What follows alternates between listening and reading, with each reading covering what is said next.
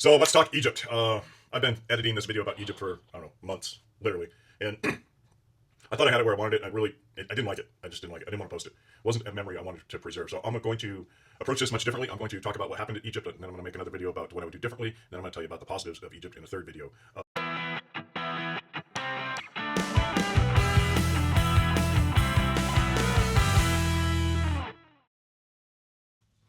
Hey, well, let me tell you about Egypt. I've been trying to edit these videos for a few months, and my trip to Egypt really sucked. Like 80% of it really sucked. But that's not the part I want to remember. So I've been having a hard time editing these videos. So I'm going to do it a little differently. I'm going to tell you what happened in this video. I'm going to go over the good, the bad, what I would do different in another video, and then kind of highlight, why I think, you should make the trip if you can or if you want to, But I just haven't been happy with if I just take my straight video and throw it out there. I'm not getting anything that I really want to reinforce my memories with over time. So what happened? I'm in Romania and I see some flights to Egypt, and Egypt has always been on the bucket list ever since I was a kid. But my passport was going to expire. Luckily, I checked my passport before I booked the flights. Like literally, computer was open, credit cards out, and I'm like, oh, wait a second. And I was going to be under the 6 month window. Most countries want you to have 6 months, minimum 6 months before your passport expires, and I wasn't going to make that. So went to Albania, got a new passport, and immediately checked the flights. I found some flights at work. It was a $22 flight to Rome, and then a $92 flight to the Sphinx. And I get to the Sphinx, and it's just crazy. Taxi drivers are nuts. Oh, quick tidbit on the Rome thing. It kind of sucked because the flight out was early in the morning. The cheap flight to Giza was early in the morning. So I booked the latest flight I could from Triana and just kind of sat at a cafe all night and then jumped on the flight in the morning.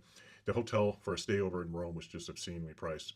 So I saved some money there, but, it's like, how much did I save? Is it really worth it? There probably would have been a better route had I worked harder, but I was just trying to move fast. So I get to the Sphinx airport. There's no services, no Wi-Fi, and I finally got an Uber booked. And I go outside, and the taxi drivers are hounding you inside, and then they're hounding you outside. They wouldn't leave you alone. I had them following me down the sidewalk, trying to create some space so I could get in the Uber. A couple of them are even like laying their hands on me, trying to push me, towards their cars. A couple of them are trying to tell me they're my Uber driver, and it just, chaos. So I finally get to the hotel, check in. Was sad. I mean, it was a sad thing. They sent me an email saying pick your room, and they give me one room. It's a smoking room in the basement. I sit down, check in, and they're like, nope, that's all we have available. I'm like, okay, so you don't have any non-smoking rooms? Well, sir, it's non-smoking. Okay, well, your app tells me it's a smoking room. Well, sir, it's non-smoking. Okay, you don't have any? Sir, we upgraded you. Sir, we upgraded you. Okay, so the diamond upgrade I got at the Hilton Pyramids Golf, the diamond member upgrade I got was to the mosquito dungeon, the smoking room, the mosquito dungeon in the basement. Just a horrible thing. Room wasn't clean. Sheets are horrible. I mean, there's so much about that. And then I'm asking about going to the pyramids. They don't know anything. I'm asking about this. Their concierge was a anyway. So I'm there for a few days. I should have just walked out on it.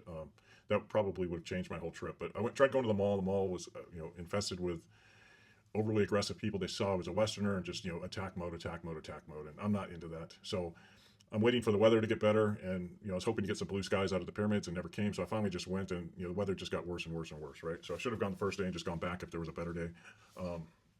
But whatever. Mistakes are made and lessons learned, and I moved on. After about 3 days going to the mall and such, I changed all my plans for Egypt. I'm like, I need to get out of here. So I had one other hotel stay I could not cancel, and I needed time to book some flights and figure out where I was going. So I went down to the Maddie in Cairo. That was the other hotel I had booked that I couldn't cancel, and it was night and day difference. Just incredibly different experience. And from there, I went to a local mall, a local little marketplace, and totally different experience. They weren't, it's not a very tourist area. It's a very local area that I went on the advice of the concierge, who was great, and the front desk people were great. So it's total night and day difference.